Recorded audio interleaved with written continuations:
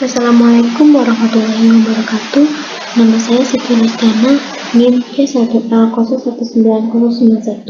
Saya akan menjelaskan materi tentang pengelolaan kawasan konservasi di Indonesia sebagai syarat untuk memenuhi nilai ujian akhir semester mata kuliah manajemen kawasan konservasi.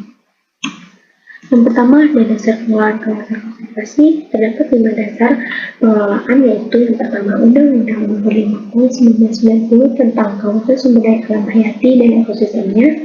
Yang kedua, Undang-Undang Nomor 41 Tahun 1999 tentang kehutanan. Yang ketiga, Undang-Undang Nomor 26 Tahun 2007 tentang tata ruang. Yang keempat, Peraturan Pemerintah Nomor 28 Tahun 2009 tentang pengelolaan kawasan wisata alam dan kawasan pelestarian alam. Pengelolaan kawasan konservasi ini terbagi menjadi dua. Yang pertama, kawasan pelestarian alam terdiri dari cagar alam, suaka marga satwa, dan taman gunung. Cagar alam diperuntukkan untuk perlindungan tanpa campur tangan manusia. Suaka marga satwa diperuntukkan untuk perlindungan atau pembinaan populasi atau habitat. Yang ketiga, taman gunung diperuntukkan untuk wisata dan berburu. Selanjutnya, ada pengelolaan kawasan konservasi kawasan suaka alam yang terdiri dari Taman Nasional, Taman Wisata Alam, Taman Hutan Raya. Taman nasional ini diperuntukkan untuk perlindungan dan boleh adanya campur tangan manusia, dikelola dengan sistem zonasi. Taman wisata alam diperuntukkan untuk kepentingan pariwisata alam dan rekreasi. Taman Hutan Raya diperuntukkan untuk koleksi tumbuhan atau satwa. Selanjutnya ada zona pengelolaan taman nasional.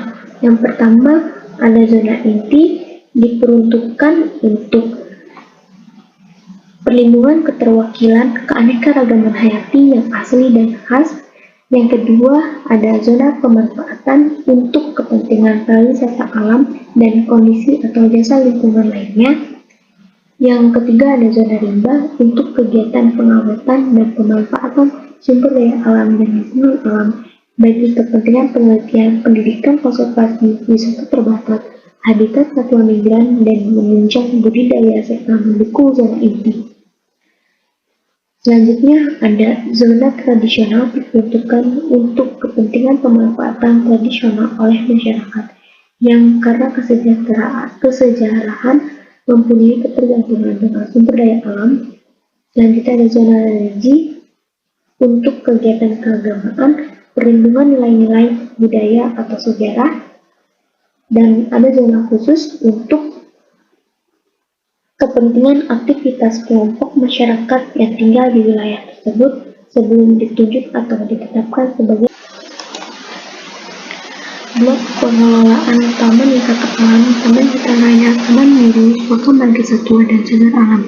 Terdapat 3 blok pengelolaan. Yang pertama, blok pelindungan untuk perlindungan perwakilan keanekaragaman hayati dan ekosistemnya pada kawasan selain taman nasional.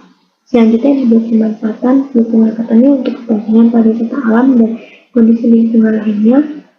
Selanjutnya ada blok religi. Blok religi ini untuk kegiatan keagamaan, kegiatan adat budaya, perlindungan nilai-nilai budaya atau sejarah. Selanjutnya ada blok khusus untuk pemukiman kelompok masyarakat dan aktivitas kehidupannya dan atau bagi kepentingan masyarakat.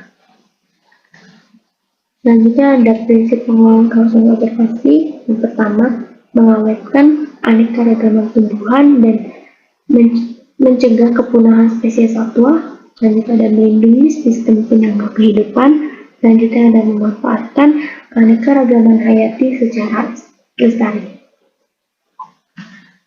Kondisi kawasan konservasi saat ini terdiri dari success story pengelolaan kawasan konservasi, yang kedua degradasi kawasan, yang ketiga tutupan hutan konflik, yang keempat pengelolaan, yang kelima spesies terancam punah.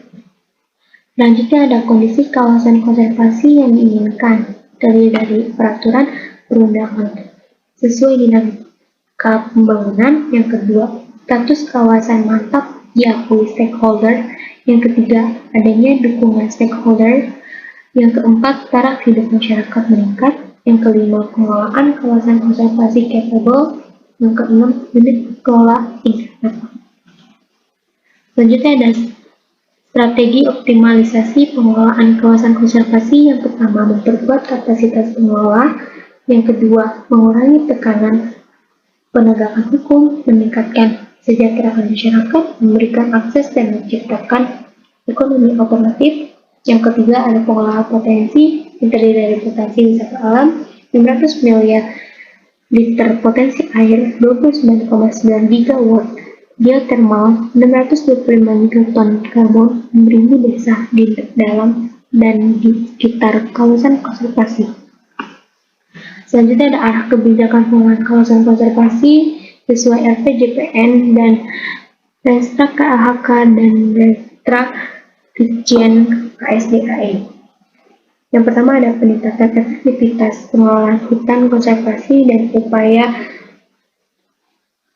kebijakan konservasi hutan, peningkatan penerimaan devisa dan PNBP dari jasa lingkungan KK dan kebijakan konservasi hutan. Baik, cukup sampai sini saja penjelasan dari saya. Kurang lebihnya saya mohon maaf. Wabillahi taufiq wal hidayah. Wassalamualaikum warahmatullahi wabarakatuh.